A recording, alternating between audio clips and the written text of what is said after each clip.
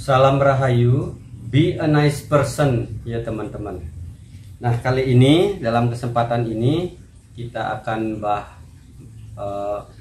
membahas masalah dari teman kita yang mana dari akunnya Novi itu pertanyaannya sangat bagus. Ini patut kita juga bahas kembali mengenai service charge. Nah, begini pertanyaannya.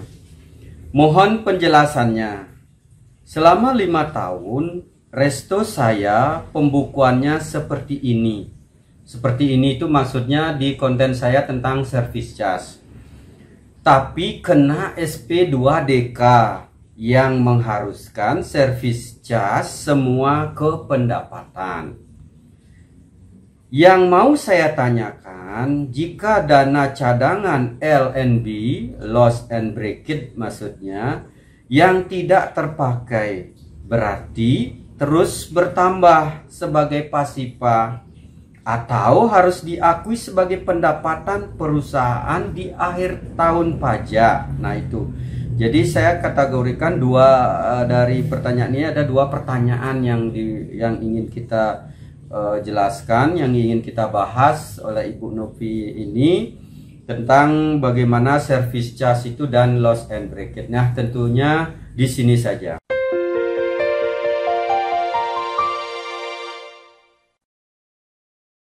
Dari apa yang dipertanyakan, tentunya Ibu Novi itu sudah melakukan pembukuan seperti apa yang lazimnya, yang kita tahu, yang kita jalankan di hotel tentang service charge. Nah, nyatanya Ibu Novi ini kena SP2DK.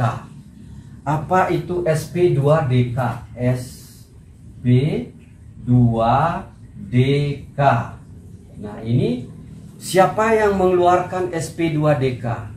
Itu adalah kantor pelayanan pajak dari KPP ya teman-teman. Jadi surat permintaan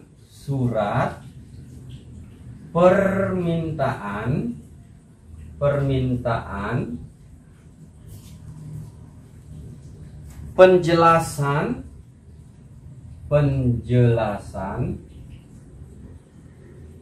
atas data dan garis miring atau keterangan. Jadi ini diterbitkan oleh kantor pelayanan pajak, dinas perpajakan yang di bawah Kementerian Keuangan. Jadi meminta mengeluarkan surat permintaan penjelasan atas data dan garis miring atau keterangan tentang pendapatan, tentang service charge, apakah terpisah atau masuk ke dalam pendapatan. Nah, sebelumnya banyak sekali sudah kita bahas mengenai service charge teman-teman. Nah, dalam hal ini saya sedikit akan mereview kembali service charge itu seperti apa. Service charge sering sudah saya katakan itu bukanlah pendapatan. Ini bukan pendapatan teman-teman. Bukan pendapatan.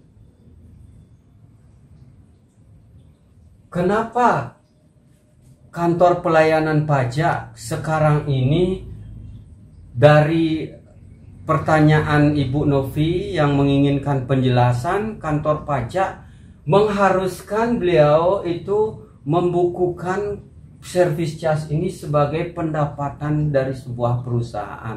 Sedangkan kita yang di hotel, di restoran, hotel dan restoran itu sudah biasa bahwa service charge itu bukan pendapatan. Saya akan jelaskan kenapa service charge itu bukan pendapatan. Jadi service charge itu adalah semacam service atau nominal nilai yang diberikan kepada karyawan hotel ataupun restoran atas pelayanan dari karyawan itu. Jadi service charge itu tamu itu memberikan kepada karyawan. Berarti dalam konteks ini bahwa service charge itu bukan dari pendapatan dari perusahaan, bukan pendapatan dari hotel. Nah, sekarang kita melihat sekarang service charge itu muncul dari mana? Pasti yang pertama itu karena ada harga.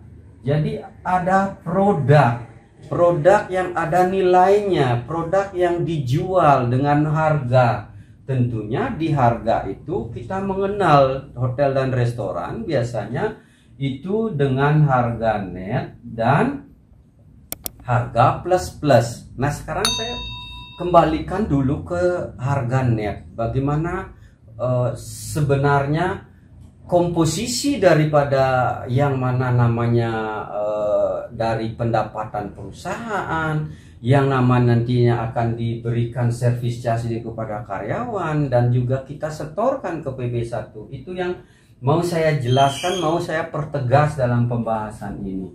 Nah, contoh umpamanya harga kita produknya adalah 100.000 net. Jadi 100.000 net ini apa? Hotel ataupun restoran mengeluarkan produk ini harganya adalah 100.000 net. Berarti 100.000 yang akan dikeluarkan oleh tamu itu akan di breakdown. Jadi yang namanya pendapatan atau revenue itu adalah caranya mencari adalah 100.000 dibagi 1.21, dan 1.21 ini pun sudah pernah saya jelaskan caranya mencari 121. Nah, seandainya nanti service charge dan PB1 masuk ke dalam komponen pendapatan ini, 100.000 ini adalah global dari pendapatan perusahaan, berarti 121 ini juga bisa berubah komposisinya, teman-teman. Nah, hasilnya berapa? Itu adalah 82.645. Itu dari pendapatan. Nah, sekarang kita mendapatkan service charge. Service charge itu diperoleh dari 82.645 dikalikan 10%. Hasilnya adalah 8.264. Nah, itu dari service charge. Nah, sekarang kita melihat sekarang PB1. Ini komponen 3 ini melekat dari harga yang ditawarkan, pendapatan, service charge, dan PB1. Itu yang diberikan, itu yang dibayarkan tamu. Jadi mana hak-haknya gitu loh. Nah, di PB1 pun service charge ini sudah kena PB1, ikut dia sebagai pembagi di PB1. Jadi PB1 itu adalah 82.645 ditambah 8.264, itu hasilnya adalah 90.910.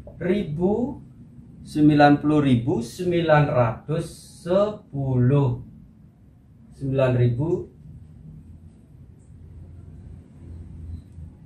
atau dibulatkan boleh, teman-teman ya. Ini jadi karena 5 terakhirnya berarti dia 265, dan ini pun menjadi 265.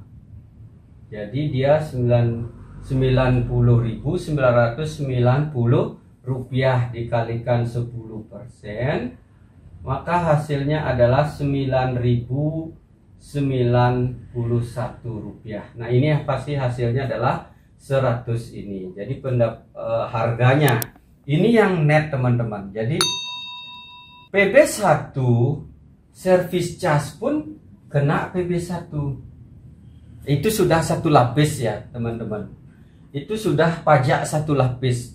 Jadi service charge ini akan dikenakan nanti adalah PPh 21. Jadi dia sudah kena PB1 sebelum kita bagi ke karyawan, sebelum menjadi objek pajak pada penghasilan karyawan, penghasilan perseorangan, dia sudah kena PB1 pajak daerah. Jadi ini ditambah ini hasilnya adalah 9.091 Rp90.910 kali 10%. Jadi pajaknya sekian teman-teman.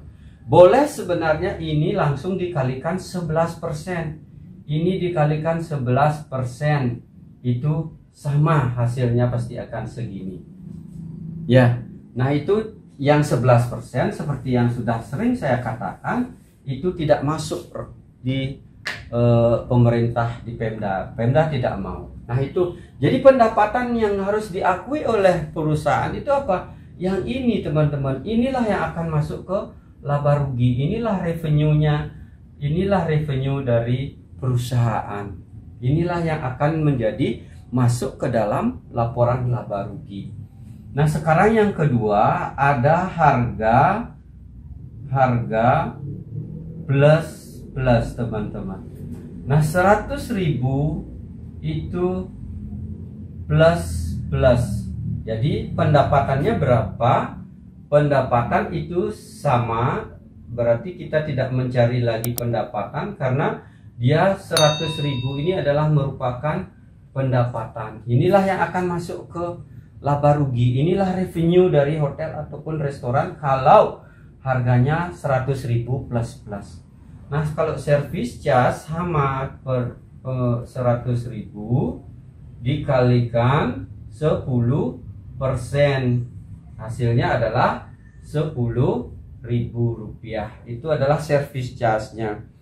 Kemudian PB1 sama dengan yang di atas, 100.000 ditambah 10.000, itu hasilnya adalah Rp110.000 dikalikan 10%. Inilah PB1-nya. PB1-nya adalah Rp11.000. Kalau ini ditotalin menjadi Rp121.000. Nah kalau ini hasilnya adalah 100.000. Itu seharusnya.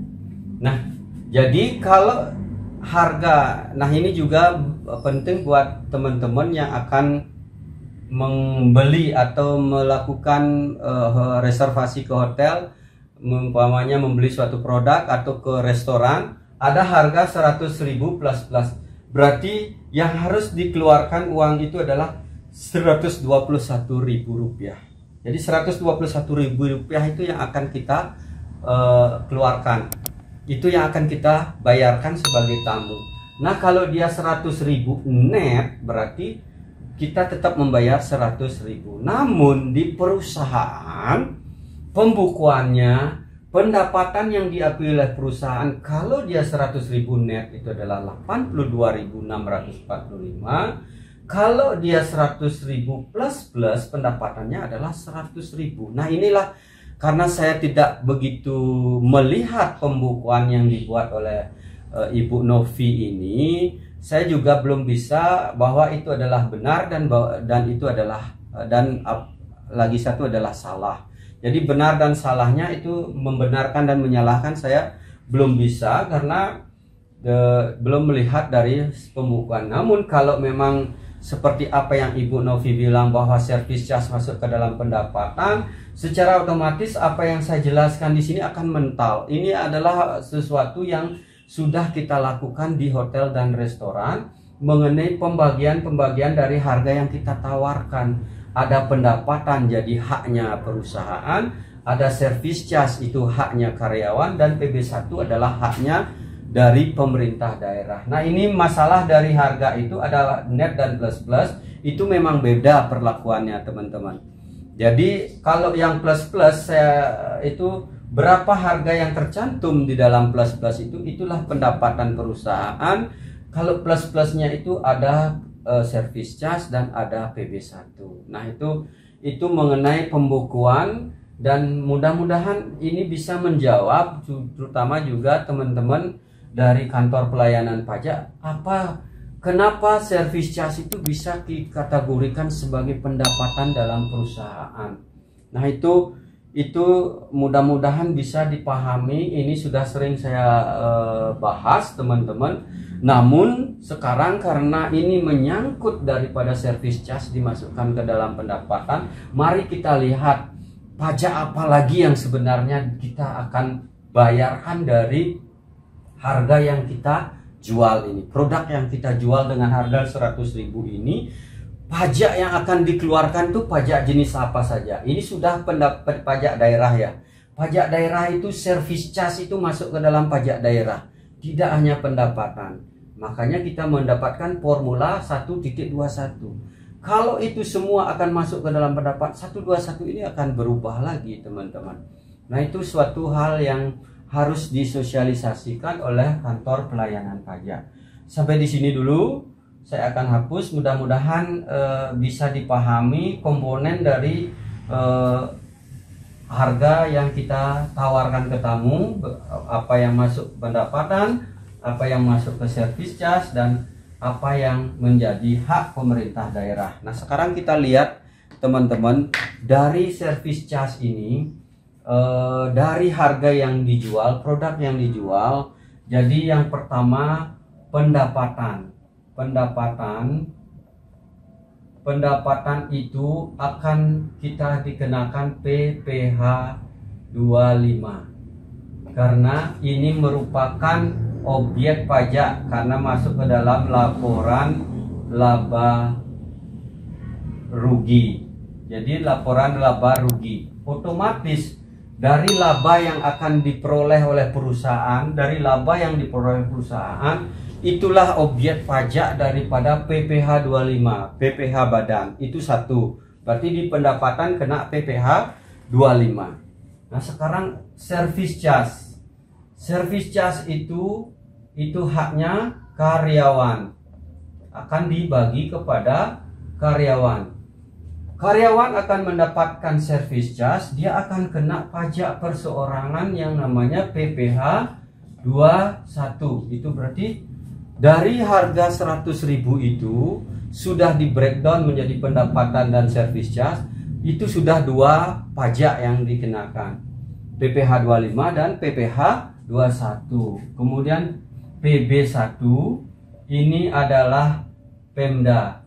Jadi kita harus membayar kepada pemerintah daerah. Jadi pajak daerah. Nah, ini adalah hutang, teman-teman. Ini bukan pendapatan.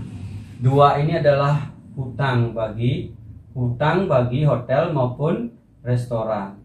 Ini hutang yang harus dibayarkan ke karyawan, dibayarkan kepada Pemda setempat. Nah, dari tiga ini di PP1 seperti yang saya katakan tadi, service charge dan pendapatan itu kena PB1 kalikan 10%. Berarti berlapis sudah satu lapis.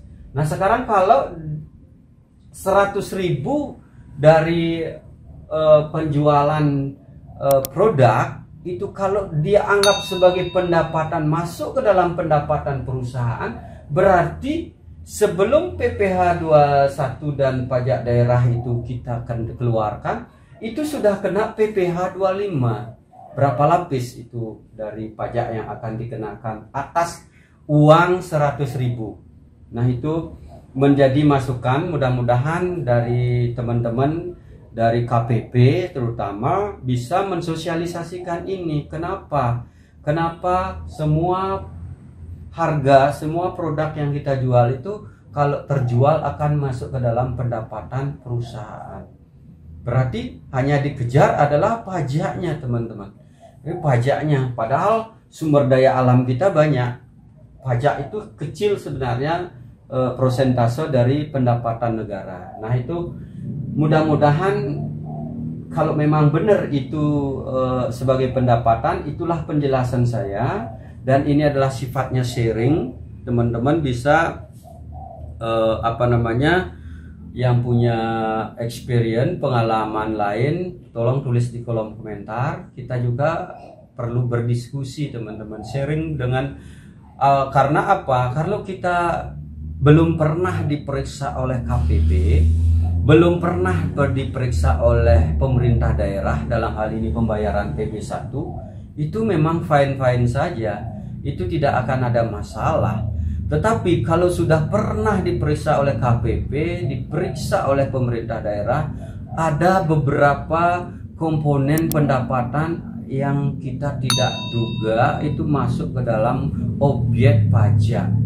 Itu seperti ini. Kalau restoran ini sudah diperiksa, diaudit, ternyata service charge harus masuk ke pendapatan. Itu adalah sesuatu yang kita pelajari, kita terapkan teori ini di perhotelan dan restoran, itu mental teman-teman. Jadi nah inilah perlu kita bahas teman-teman. Mudah-mudahan itu bisa menjawab penjelasan saya yang lebih menguatkan bahwa service charge itu bukan pendapatan. Makanya dalam neraca atau balance sheet itu service charge dan PB1 masuk ke pasifa. Jadi dia masuk di hutang. Dia ini neraca. Jadi dia ini pasifa. Ini aktiva. Kalau makanya dia masuk di sini teman-teman, di hutang inilah masuk dari service charge dan PB1. Inilah yang akan dibayarkan. Makanya kalau itu masuk ke pendapatan, berapa kali sekarang kita akan bayar pajaknya? Itu yang menjadi kendala teman-teman, dan akan memperbesar daripada PPh 25.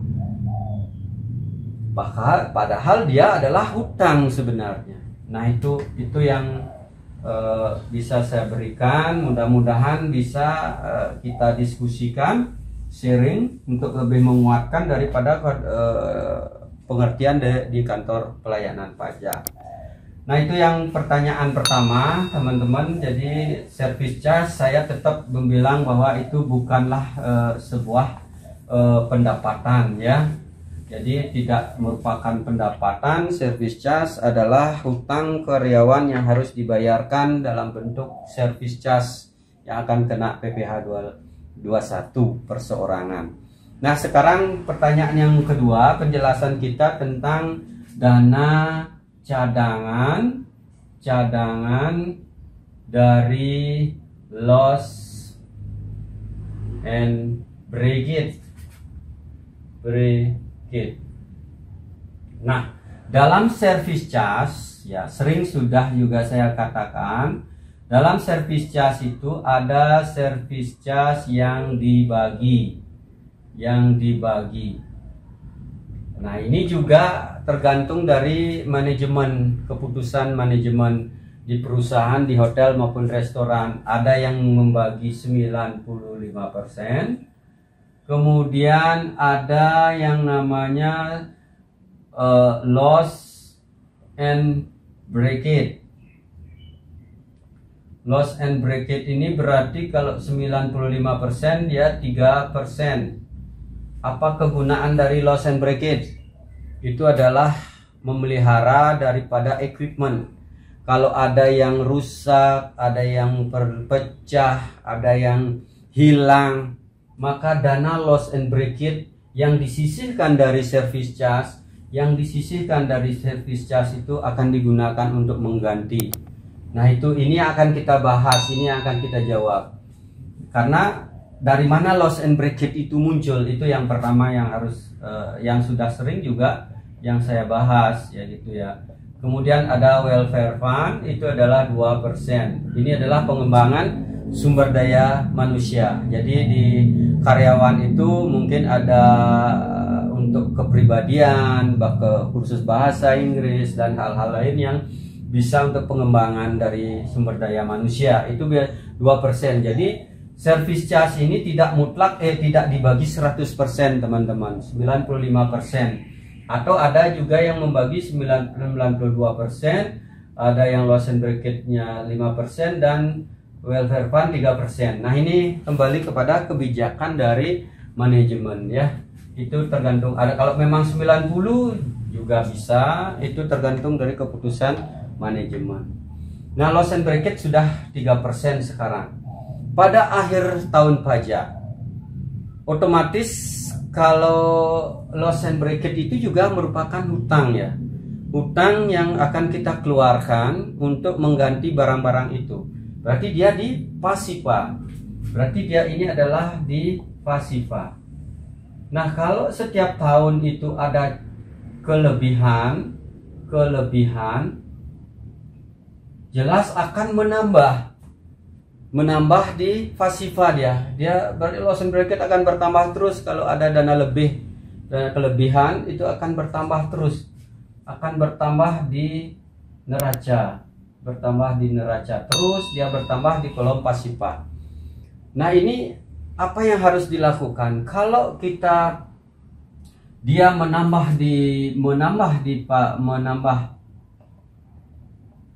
di pasiva. Tentunya dia adalah di kelompok hutang. Berarti dalam performan daripada hotel, dari laporan itu sudah terbaca hutangnya besar. Setiap tahun akan bertambah, otomatis hotel atau restoran itu dalam pembukuan performannya adalah kebanyakan hutang. Nah, itu juga tidak benar dalam pembukuan. Itu tidak bisa. Kemudian apakah masuk ke dalam pendapatan di akhir tahun pajak? Sisanya di akhir tahun pajak ya, Pak, apakah dia akan menambah pendapatan? Apakah kita akan bawa dia ke pendapatan perusahaan sisanya itu? Nah, kalau kita bawa ke pendapatan, otomatis masuk ke dalam laba rugi. Yang akan kena lagi adalah PPh 25. Berarti lagi kena pajak, padahal itu bukan merupakan pendapatan. Makanya yang saya sarankan dan sering dilakukan adalah kalau ada sisa dari dana loss and breakage, itu semua hotel melakukan membagi. Jadi dibagi ke karyawan. Karena ini adalah haknya karyawan. Jadi kalau ada sisa dari dana loss and breakage ya dibagi kembali ke karyawan dan kena PPh 21. Berarti dia kan tidak ada, karena saat PPh 21 itu yang dibagi aja 95% ini aja yang kena PPh 21. Tapi kalau loss and breakage sisanya kita bagi lagi ke karyawan, itu akan menambah penghasilan daripada karyawan. Jadi kena PPh 21, bukan ke PPh 25. Karena PPh 25 itu adalah pendapatan dari perusahaan. Nah, itu jadi kalau ada dana lebih dari loss and breakage itu, kita di hotel dan restoran itu sudah biasa melakukan pembagian kembali kepada karyawan. Nah, itu kalau ke pendapatan ya jelas kena PPh 25 lagi, teman-teman.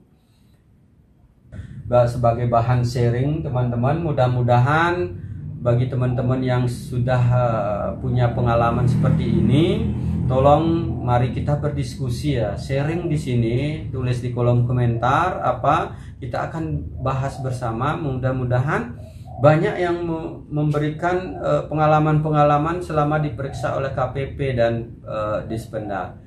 Nah, untuk itu mohon ditulis di kolom komentar dan di like ya, tentunya di subscribe bagi yang belum mensubscribe, supaya bahan diskusi kita ini semakin semakin bisa saling melengkapi, semakin luas pengalaman, semakin bisa kita melengkapi dari apa yang kita lakukan di hotel dengan penerapan teori-teori dan selama bekerja di hotel.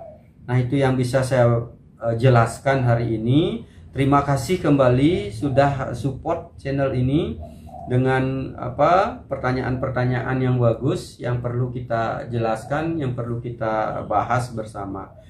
Kita akan bertemu pada pembahasan berikutnya. Terima kasih.